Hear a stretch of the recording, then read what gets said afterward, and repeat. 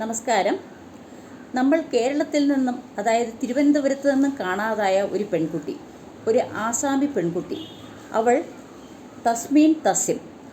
അവളുടെ അച്ഛനമ്മമാരുടെ അടുത്ത് നിന്നും അവൾ സ്വന്തം നാടായ ആസാമിലേക്ക് പോവുകയായിരുന്നു. ട്രെയിനിലാണ് അവൾ യാത്ര ചെയ്തത്.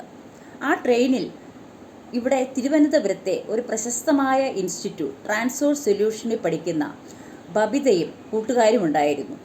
ബബിതയ്ക്കൊരു സംശയം തോന്നി. ഈ കുട്ടിയുടെ വേഷവും അതിൻ്റെ വിഷാദഭാവവും അതിൻ്റെ കീറിപ്പറഞ്ഞ ബാഗും കയ്യിൽ ചുരുട്ടി വച്ചിരിക്കുന്ന ഏതാനും നോട്ടുകളും ഒക്കെ കണ്ടപ്പോൾ സംശയം തോന്നി. ബബിത അവളുടെ ഒരു ഫോട്ടോ എടുത്തു. ആ ഫോട്ടോ പിന്നീട് അവൾ പോലീസിൽ അറിയിക്കുകയും ആ ഫോട്ടോ പോലീസിനെ വിളിച്ച് പറയുകയും ഈ കുട്ടിയാണോ എന്ന് പറഞ്ഞ് പോലീസിൽ ആ ഫോട്ടോ കൊടുക്കുകയും ആ പോലീസ് അത് മാതാപിതാക്കളെ കണ്ട് ആ കുട്ടിയെ തിരിച്ചറിയുകയും ചെയ്തു. അങ്ങനെ അന്വേഷണത്തിൻ്റെ ഒടുവിൽ വിശാഖപട്ടണത്തിൽ നിന്നും ആ പെൺകുട്ടിയെ കിട്ടി. നമ്മളൊരു കാര്യം ഇവിടെ അന്വേഷിക്കേണ്ടതുണ്ട്. ആ കുട്ടി പറഞ്ഞത്, എൻ്റെ മുത്തച്ഛനെയും മുത്തശ്ശിയെയും കാണണം, എൻ്റെ ബ്രദറിനെ കാണണം, എനിക്ക് പഠിക്കണം എന്ന് പറഞ്ഞു. അപ്പോൾ അതെന്താണ് അങ്ങനെ പറഞ്ഞത്?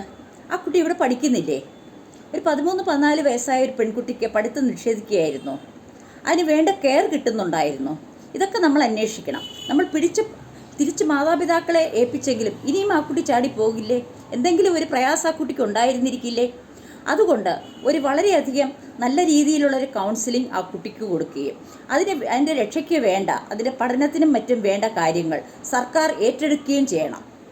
എങ്കിൽ മാത്രമേ പെൺകുട്ടികളെ മറ്റുള്ള റാക്കറ്റുകളിൽ നിന്നും രക്ഷിക്കാൻ നമുക്ക് പറ്റുകയുള്ളൂ. ഈ ബബിത പറയുന്നതനുസരിച്ച് ആ ട്രെയിനിൽ തന്നെ അടുത്ത സീറ്റിൽ കുറേ ഹിന്ദി സംസാരിക്കുന്ന ആണുങ്ങളുണ്ടായിരുന്നു. അവർ എവിടെയെങ്കിലും വെച്ച് ഈ പെൺകുട്ടിയെ ട്രാപ്പ് ചെയ്തിരുന്നെങ്കിലോ? ആ കുട്ടിയുടെ ജീവിതം എന്താകുമായിരുന്നു? എവിടെ ചെന്നെത്തുമായിരുന്നു? അപ്പോൾ ഇതൊക്കെ നമ്മൾ മനസ്സിലാക്കി കഷ്ടപ്പെടുന്ന പെൺകുട്ടികളെ, എന്താണ് ആ കുട്ടിക്ക് വീട്ടിൽ നിന്നും ഇറങ്ങിപ്പോകാനുള്ള സാഹചര്യം എന്ന് മനസ്സിലാക്കി അതിനുവേണ്ടി കൗൺസിലിംഗ് കൊടുത്ത് ആ കുട്ടിയുടെ വിദ്യാഭ്യാസമാണ് അതിൻ്റെ ലക്ഷ്യമെങ്കിൽ അതിന് വേണ്ട കാര്യങ്ങളെല്ലാം സർക്കാരാണ് ചെയ്യേണ്ടത്. ഇല്ലാതെ നമുക്ക് പെൺകുട്ടിയെ കിട്ടി എന്ന് പറഞ്ഞ് ആഹ്ലാദിച്ച് മാത്രം ഇരുന്നിട്ട് കാര്യമില്ല. വേണ്ട കാര്യങ്ങൾ ചെയ്യുക. ആ കുട്ടിക്ക് എന്താണോ ആവശ്യം അത് നൽകുക. അതാണ് നമ്മൾ ചെയ്യേണ്ടത്. അത് ചെയ്യും എന്ന് നമ്മൾ വിശ്വസിക്കുന്നു. ഒപ്പം തന്നെ ബബിത എന്ന് പറഞ്ഞ ആ ബോൾഡായ പെൺകുട്ടിക്ക് വേറെ ആർക്കും അത് തോന്നിയില്ല.